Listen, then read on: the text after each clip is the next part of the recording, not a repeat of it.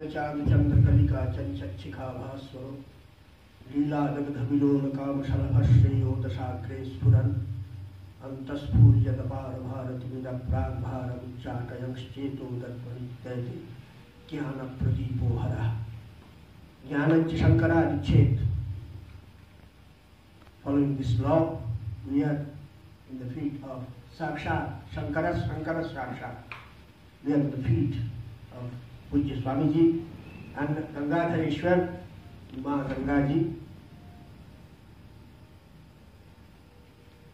Yesterday, I was speaking to Subramanyji. Sukhavanamji.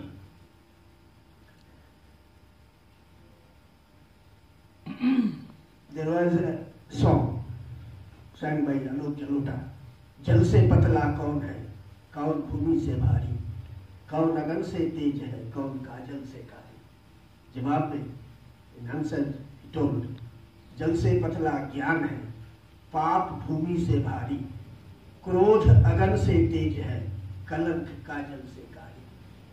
Let us have the superfine thing in this universe, that is jnana, from another one, or like a person who is Neeraja, is coming out from the water. Please have a lecture from Neeraja, which is very much fine, superfine in his physics and intelligence also. Vriddha Shishya Guru Yuva Gurostu Maunam Vyakyanam Shishyastu Chinna Samshaya. Let us have a guru like Neeraj. Thank you. I would like to take this opportunity also to thank Swamini Atma Pragnananji for inviting me to this conference and giving this opportunity. I'm still in a way fresh student of Vedanta, so and of course aspiring person who would like to have scholarship also along with traditional Gurukulam studies. So I would like to present a small paper on Anubandha Chatushtaya today. I will try. In Indian philosophical tradition, it is mandatory that every text should satisfy 4 prerequisites called Anubandha Chatushtayam. Anubandha, we can translate it as primary or preliminary prerequisites, and Chatushtayam is a group or fourfold. A group, Chatushtayam. Correct, Swami? A group of 4. So, every text must satisfy this. This is in our tradition, in our parampara. It is also told in the tradition that Kashi or Varanasi, which is a great seat of learning, still has a mandali or sabha, which has to give a consent to any book before it is published. That is, like if an author writes a book, it has to go to Kashi Peetham and get Kashi Vidvat Samaj. Kashi Vidvat Samaj, and it has to get approved. So, and the basis of approving this book is this Anubandha Chatushtayam, of course, after having gone through the entire book as well. So let us see what are these 4 Anubandha Chatushtayam which I am talking about. There is a text called Vedanta Sara, which gives a small verse in order to explain what Anubandha Chatushtaya is. It states, Tatra Anubandho Nama Adhikari Vishaya Sambandha Prayojanani. So it is introducing what are these 4 Anubandha Chatushtaya are. So Vishaya. Vishaya is the subject matter of the text. Prayojanam is the phalam or the objective of the text. Adhikari is the person eligible in order to undertake the study of this book, or who is eligible to understand this work. And Sambandha is the connection. There has to be connection between the text and the subject matter of the text, that is Vishaya, subject matter of the text, and the text itself.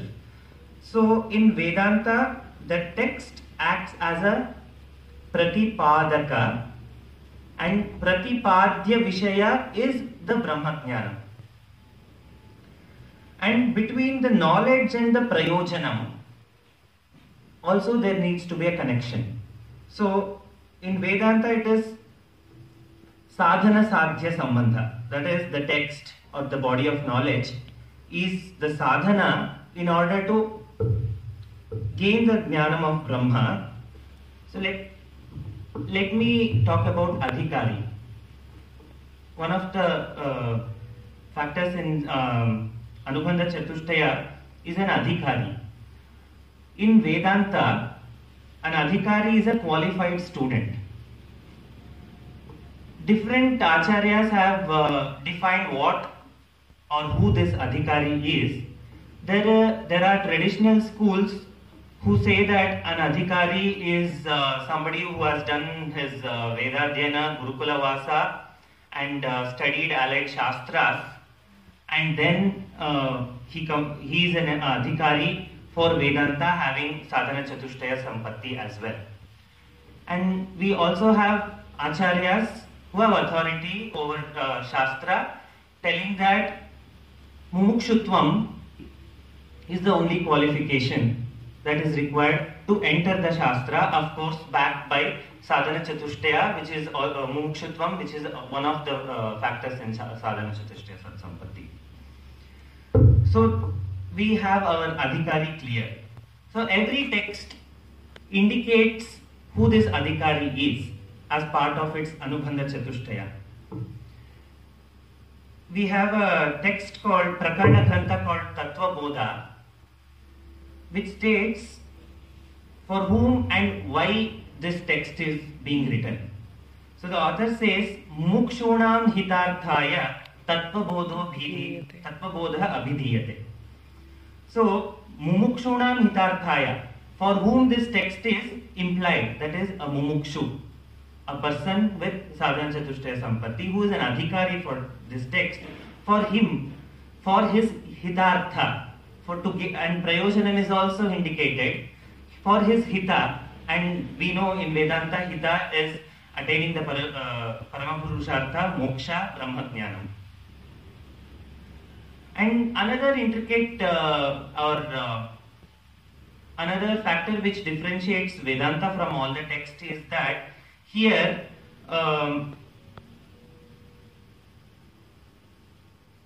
the Vishaya and the Prayojanam are not two separate things. The Vishaya, Jnanam, and the Prayojanam, which if you can describe as Moksha or Paramapurushartha, attaining of Paramapurushartha, are not two things. That is like you gain Jnanam and after that you get Moksha. We have texts supporting also Jnane Naiva Kaivalyam. So the Jnana itself is Kaivalya, that is Moksha, which people are looking for. So that is another detail. So we covered Adhikari. Vishaya is the subject matter of text. It is necessary that an author clarifies the nature of subject matter right at the outset of the text. Generally, an author uses a preface or an introduction to specify the subject matter or Vishaya, if in case the text is in a prose format, or if it is a poetry work, or if it is arranged in Chandas, the author indicates this in a shloka itself. To achieve as a result of the study of text. The subject matter of Vedanta is the knowledge of Jiva Brahma Aikya, the identity between the self and the Brahman. What do I gain from this knowledge? It is natural for this question to arise. In fact, before we undertake even the smallest task, we ask, what is the purpose? Why should I do this? It is told in the tradition that phala apeksham vina mando api na pravartate. Without a desire for phala, or without a need to gain a phalam, even most person who is not well informed doesn't even undertake any task. So the prayojanam of the text is a very crucial factor to determine whether this text has to be studied or not.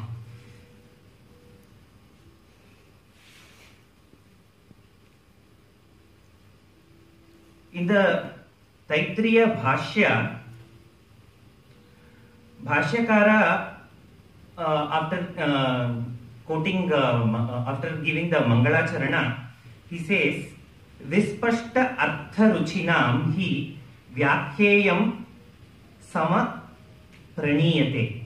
So, Vispashta artha ruchinam, that is indicating two things in a way. That is, people who are desirous of Vispashta artha of this Upanishad.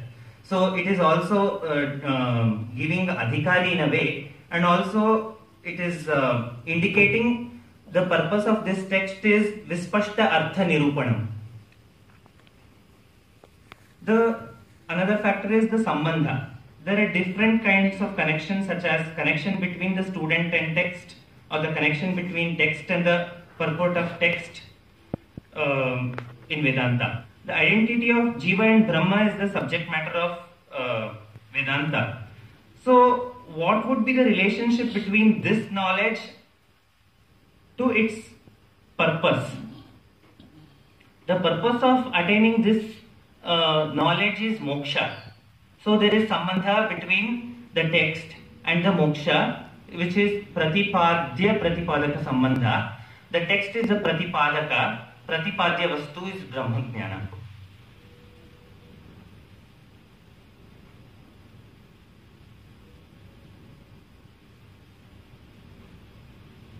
So as I said, Vedanta differs from Karma Kanda. The Uttara Bhaga of the Veda differs from Purva Bhaga in a sense. Karma Kanda, the earlier portion of Vedas dealing with the rituals, there is a necessity to study the text to gain knowledge of various rituals, which are means for attainment of various ends such as heaven, wealth, progeny. So what is the relationship between the knowledge of this and attaining the goal? Is that it is not the same as we discussed in Vedanta. The connection is that after gaining this knowledge of rituals and means for various ends, one has to perform action. One has to do karma. Having gained the knowledge of these means, one has to employ that means and then perform an action to gain specific results. But whereas in Vedanta, it is not the same. The knowledge which you are going to gain through the study of the text itself is the jnanam which we are looking for, which itself is the moksha.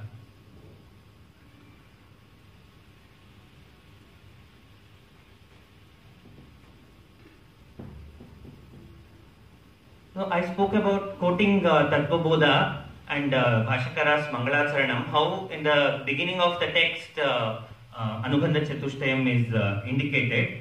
When we come to Sutra literature, Vyasacharya, yesterday we in Swamiji's lecture we heard the features of a sutra. Alpaksharam asandigdam saravat vishvatomukham. So it has to be Alpakshara as a sutra itself, and if we extend that, the whole sutra literature cannot run to thousands of pages or hundreds of pages. The Sutrakara has to keep in mind that each sutra has Alpakshara, and overall the set of sutras are not something like which runs to pages. So when a sutra literature has so much demand to keep it brief and keep it as small as possible, Vyasacharya spends an entire sutra, an entire chapter in order to indicate this Anubandha Chatushtayam through his first sutra, Athato Brahma Jignasa. So if we examine the place of the status of Anubandha Chatushtaya in the Shastra, Anubandha Chatushtaya is essential part of even the Sutra literature.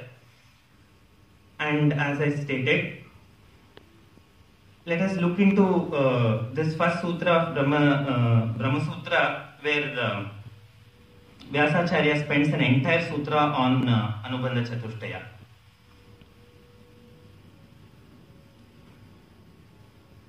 The first chapter is called Ubodghata Prakaranam or Anubandha Chatushtaya Prakaranam as well. So the sutra being Athato Brahma Jignasa. Atha, therefore, Brahma Jignasa, inquiry into Brahman. The first Atha being thereafter. So this Atha, thereafter, is indicating an Adhikari. As we see in the Bhashya, it's indicating the Adhikari. Atha, thereafter, after what? So we have Purva Pakshi saying that after studying Karma Kanda, after performing various homas and rituals. So here, and Bhashyakara brings in this factor that Atha thereafter is after gaining Sadhana Chatushtaya Sampatti. So Adhikari becomes one who has Sadhana Chatushtaya Sampatti. Brahma Jignasa is indicating the Vishaya. Vishaya of the entire Sutra literature, that is Brahman. Brahma Jignasa, the inquiry into Brahman, the knowledge of Brahman. So thus it is very important that Anubandha Chatushtaya is having a if you deeply study Anubandha Chatushtaya itself, gives you a great insight into how you have to proceed with this Shastra or with this book. What is it's indicating everything, as I stated, who has to undertake the study, what is the Prayojanam, what is the subject matter, what is the Sambandha. Thus, I would like to say that Anubandha Chatushtaya is not just restricted to the text or a sutra. Even Bhashyakara spends pages on explaining Anubandha Chatushtaya, sometimes which is not very evidently indicated in the Upanishad. So every Upanishad he spends many words on Ubodghata Bhashya. So I would like to conclude saying Anubandha Chatushtaya is one of the very unique feature of Indian philosophical literature, and also we can see not just in Vedanta Shastra. If you go to grammar also, I could not get the exact reference. I read that even Mahabhashyakara Patanjali also starts his Bhashya quoting Anubandha Chatushtaya. And if we come to modern times, even Laghu Siddhanta Kaumudikara states Paniniya Praveshaya Laghu Siddhanta Kaumudim. So all these things are indicated in all the Shastras, and that's it. It's one of the very unique feature available in Indian literature. Thank you.